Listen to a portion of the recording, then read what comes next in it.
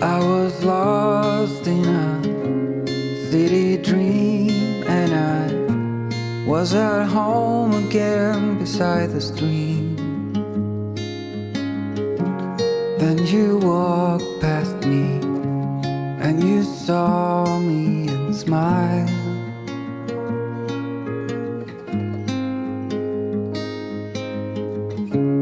I will never forget the first time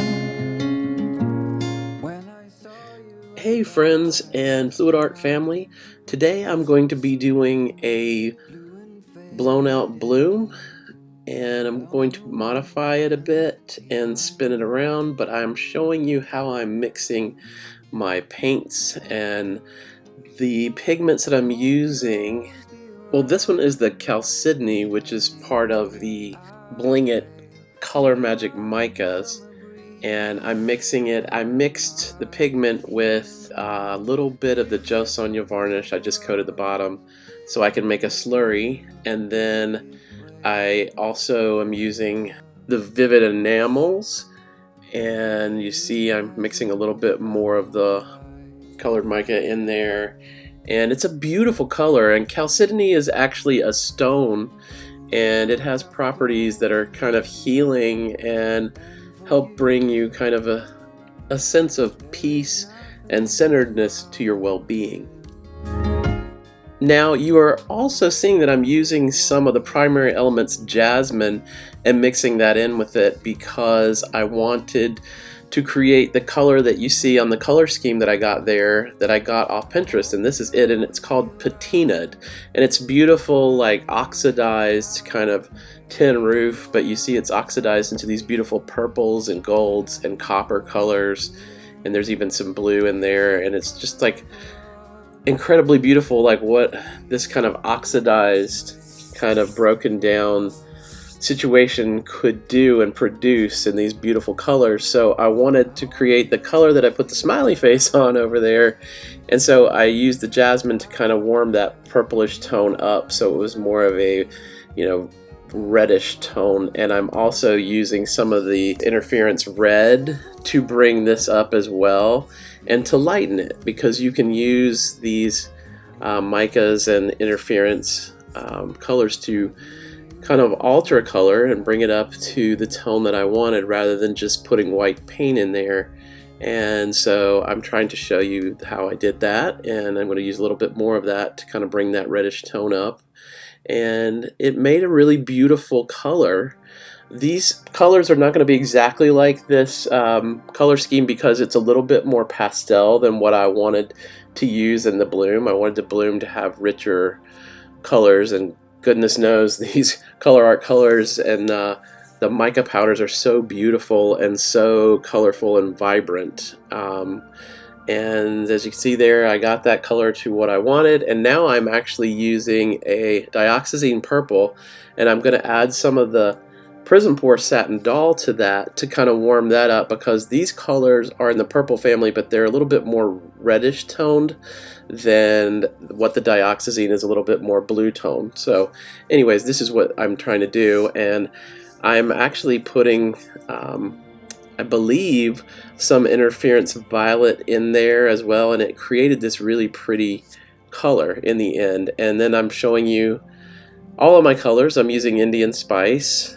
and that blue is the Liquitex blue permanent, and you can see that pretty color that made with the dioxazine purple. And then that is Baltic Amber, and that is gorgeous as well. You can see how beautiful and sparkly it is, and these colors are just gorgeous. And there they are. I've used some blue sparkle in the blue permanent, and yeah, you can kind of jazz up the colors that you have, even like this Liquitex blue permanent, with these, and make some beautiful colors of your own. Experiment with them. And here you see I'm putting down my PPG house paint on a bloom that I had done, that I'd actually stuck my finger in when I was doing a rainbow bloom, and so I decided I would reuse that oval canvas. And so I'm just trying to get that down there and just wanted to show you some other applications and how I would mix some of the PrizmPour and primary elements and even the Bling.EST mica powders. Now while I'm setting up to do this bloom, I want to tell you all about a story that is kind of tragic but also inspirational in the end, and there is something beautiful and meaningful that does come from it. But I don't usually use purples that often, and lately I have been doing them and using them a little bit more in my pieces. And in this one, something kind of interesting happened, and sometimes I feel like people who have gone on, or when someone has passed over, sometimes they can kind of manifest and reach through to you in different ways. Now, a very close friend of myself and my husband's, Jen, had a tragedy happen in their family. She lost her daughter, Norah, in a very tragic manner. Her life was cut short, and Norah was one of twin girls, and Jen has 3 beautiful girls, and so she was one of twins and going to be a graduating senior this year. And back in November, her life was cut short in a very, very tragic way. And her favorite colors were purple, and through this bloom that I do, a heart appears. And my friend Jen is a fierce, strong woman and mother, and through this whole tragedy that their family has faced, she decided to start a foundation called the Live Like Norah Foundation, and I'll put links to it in my description box. But the story that really has come from this is that, to honor Norah's memory, Jen started this foundation, and Norah's favorite color was purple, and so that is the color of the foundation. And this bloom I did and wasn't really thinking about anything in particular, but then as you see, as it develops and as I spin it out, a heart forms. And so I'm calling this piece Norah's Heart. And the minute I saw the heart form, I thought of Norah and all the beautiful butterfly wing shapes and almost angel wing shapes that are created in the purple. It all just reminded me of Norah, and Norah was a very special, bright, loving, caring young lady who was involved in not only her church but in so many charities and organizations that give back in her community. She really was a person that just cared about others, and to be such a young person and be that way is just really inspiring. And Jen decided, through all of this tragic situation, decided that she would honor Norah's memory through the Live Like Norah Foundation. And the purpose of the foundation is to give scholarships to deserving individuals. And so this is just very inspiring to me to see and know what kind of tragedy her and the family have faced, and to still see her be so strong and to find a way to persevere. And so I'll let you watch this for a little bit and see this beautiful heart. It's already starting to kind of appear, and then it gets brighter and more obvious and materializes with each spin. So I'll let you just watch this beautiful heart of Norah's appear, and I'll talk to you a little bit more about the foundation in just a minute, but I'll let you listen to the music and watch Norah's Heart. I am running for you if it gets too dark.